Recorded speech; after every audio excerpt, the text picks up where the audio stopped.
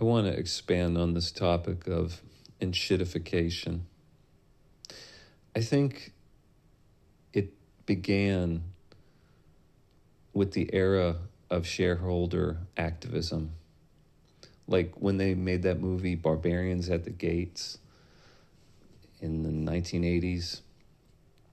Since then, Wall Street has been a force that enforces brutal efficiency on companies that could be subject to shareholder activism and hostile takeover. This is a motivator. It motivates to suck the value out of the product, which is enshittification. A company will start finding ways to money grab as their ship goes down. There's been a period of companies being held afloat by easy credit for longer than they should have, and this gives them a bit more runway to desperately enshittify their products as they go down. Hedge funds will swoop in and strip mine the company by squeezing all the value out of the brand, destroying its reputation by using it to oversell lower quality products than those that earned the brand its original reputation. I was eating at a national breakfast chain a couple years back. It was one that I actually worked for as a teenager.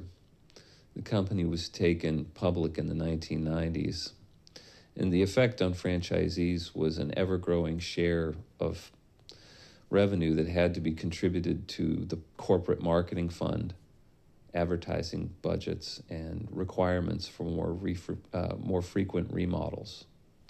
So these costs turned the franchise game into an economies of scale business where you had to overcome the additional overhead imposed by the corporation by just having more scale, having more stores to spread those costs around.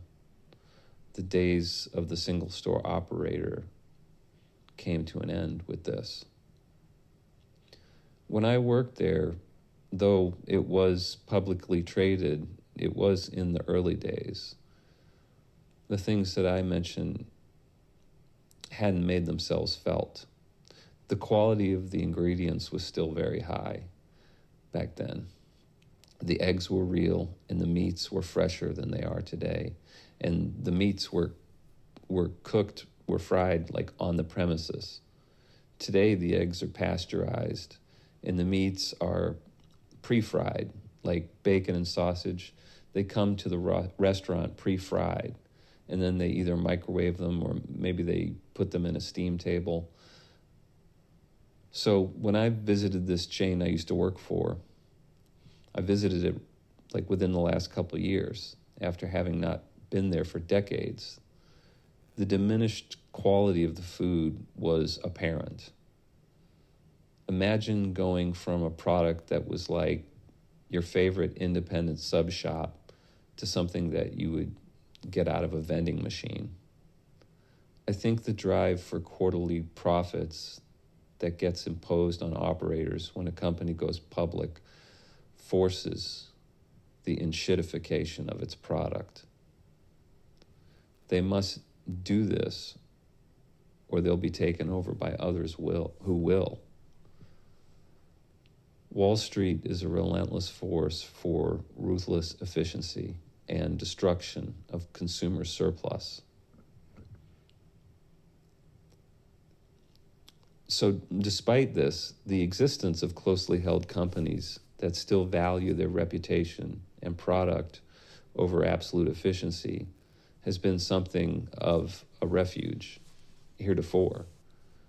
However, if you think of Wall Street as being like a cancer, little pieces of it could come off and metastasize.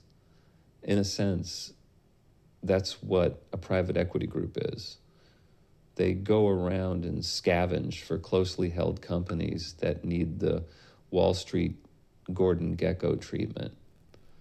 So let's say you have any kind of industry that has a large number of independent operators. There are forces, such as the one I described with the restaurant chain, that make it harder for a practitioner to operate independently. Fixed costs, regulatory costs. Corporate consolidators of industry can lobby government to increase regulations, which forces the need for scale on the independent operators. The increase in these compliance costs on them makes them vulnerable to consolidators in the form of private equity groups. There are many industries that have been consolidated or are being consolidated in this way, and the quality of life for the employees is diminished, and the value of the service is also diminished. But there are people who just start up businesses and sell them to private equity groups. It's the American way now. And these groups are not completely homogenous. I'm sure some do a better job at preserving or even creating value than others. They aren't all necessarily destroyers, but many are. They're like a spinoff from Wall Street, a little tumor that goes and enshittifies privately held companies and consolidates them into value-destroying conglomerates. That consolidation increases monopoly power, decreases choice, allows for enshittification, fewer alternatives to escape to. In the face of business failures and recession, the Fed, the central bank, tends to loosen monetary policy to stimulate the economy. They'll even lend out money for the purposes of buying up commercial paper, which keeps zombie companies alive and is also a source of funding for hedge funds and private equity groups that drive this brutal efficiency that will happily crush workers if that will increase earnings per share. If this injection of dollars does nothing but subsidize the destruction of value through cost-cutting and consolidation, it doesn't increase real GDP, at least not initially. But if you're expanding the money supply and destroying GDP, it's inflationary to the extent the price level is determined by money supply relative to GDP. Easy credit expands that numerator of the money supply and velocity, and the bust-out gang destroys the denominator. Fed policy feeds money into the machine that destroys companies and the people they employ. People talk about all these reasons for inflation, but it's very simple. It's not like greedy corporations. It's not labor unions. It's not people demanding higher wages. It's just a function of how much money is created through lending. That lending could be for government spending, or it could be finance the purchase of junk bonds.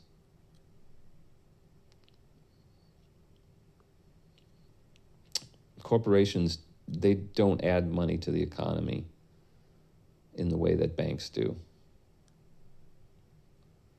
It's the monetary policy of the central bank that drives the price level to GDP. Predatory behavior on the part of hedge funds and private equity groups is driven by the same forces that drive inflation. The easy credit that causes monetary expansion also funds economic piracy. Left to its own devices and unregulated, Wall Street and private equity groups that are fed by the central bank will grind every working person into the dust in the name of efficiency, and no one will stop it. It feels like we've passed some tipping point where the percentage of value-driven privately held companies has diminished to where there are too few good alternatives to the giant corporations who are now using their monopoly power to suck the value out of everything.